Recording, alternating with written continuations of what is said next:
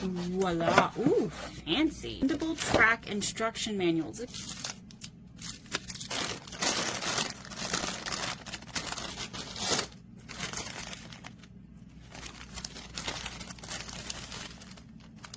Free bending of the track.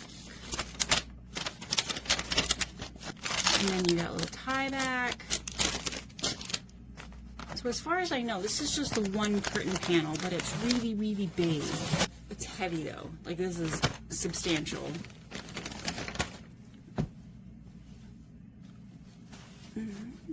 Oh yeah. So I'm just gonna show you the ends. It is like a polyester satin kind of feel to it. I'm not sure what the actual contents are. But here's the bottom hem. So they're finished hems, folded twice, no serging.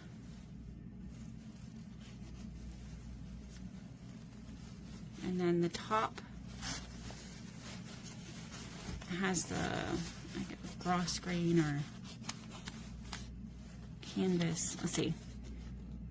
Yeah, 100% polyester. So yeah, it has that kind of edging, and if you are not aware of how to do it, I'm going to go ahead and show you.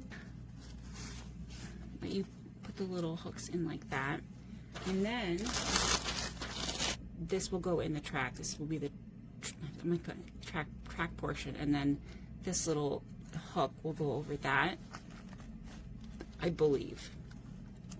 So I am getting ready to install the room dividing curtain.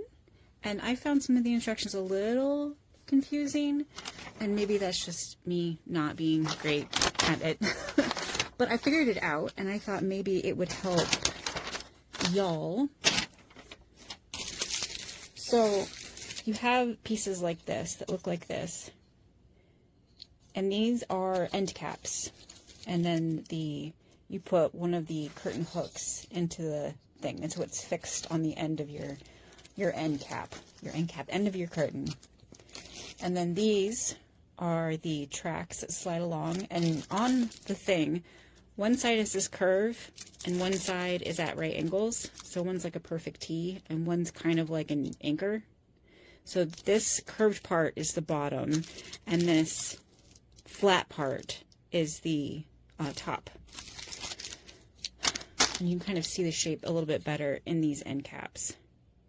But they come with a number of them, so that if you need to cut the curtain or a curtain rod and have 2 sections, you have enough, or even 3 sections. I think, yeah, they put enough in for 3 sections. So that's that. And then if you have regular drywall walls, you get these little brackets with these anchors. And so each bracket has 1 screw. Right, so you put the screw in on the side that's away from the little hook side, and then if you remember the shape of the top of the rail, it snaps in there. So you put this on whatever thing that you want to attach your curtain to. I'm going to do it to the ceiling, and then once you have it affixed, you just pull the little spring back and snap it over the top of the rail. But if you have plaster or plaster board, I guess, there's a whole different set of anchors for you to use, and they give you an entire instruction on, what is it? Yeah, plaster board. They give you separate instructions on how to do plaster board installation, but it's still going to be with the same anchors and everything, just the same anchors, the same curtain rod anchors, just not with the same screw anchors. With these instead. So that's really nice that that's included in there. And then of course, once you have everything installed, you slide these on, and then you hook the curtain into these. And I'll get a video of that once I have it all. And yeah, I'm using my bed as a staging ground for me installing this, which is, yep. I mean, just keeping it real. Okay, so I've actually had this installed for a couple weeks now. Just, you know, and I didn't use it as a room divider. I used it to cover an entire wall to hide some soundproofing that I put up. I might not have one plugged in here. Okay, so let me actually unhook another one. So here's an example of the clip that's in the ceiling, anchored into the ceiling, and then it's biting the top flat portion, and then these are rolling along the bottom, hooked into these. Here's where one of my complaints. So in the product description, they say the back and the front is made out of the same material so that it looks the same on both sides, but it's not.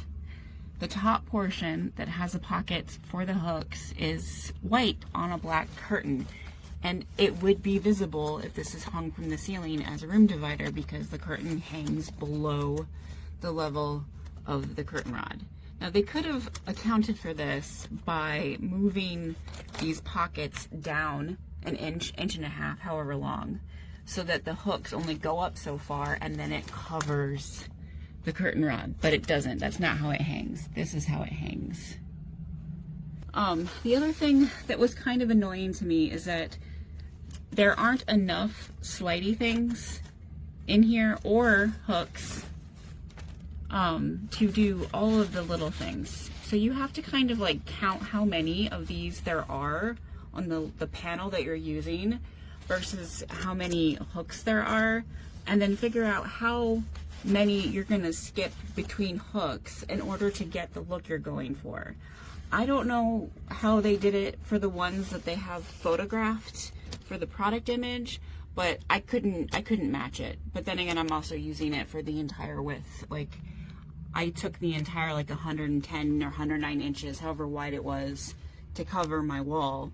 So it's not gathered at all. But that's something to keep in mind. If you're looking for the same look, you're not gonna get enough of these to start with, and you're not gonna have enough of these with it. And then you're also gonna see this from the other side. So these are things to keep in mind when you're ordering. This was laborious, and I couldn't get all of the curves out for a straight application. I did have to get out my hacksaw to cut it because this is plastic, but there's a metal rod inside, or plank, I don't know, bar, a metal bar inside that you have to cut through, and it was difficult. And then you have a very sharp end to try to jam into the end cap thing. So you're gonna need tools, you're gonna need a drill, probably a hammer to help get the anchors into the pilot holes, assuming you're using drywall. It's adding to the sound barrier that I put up as well. I don't know what else to say.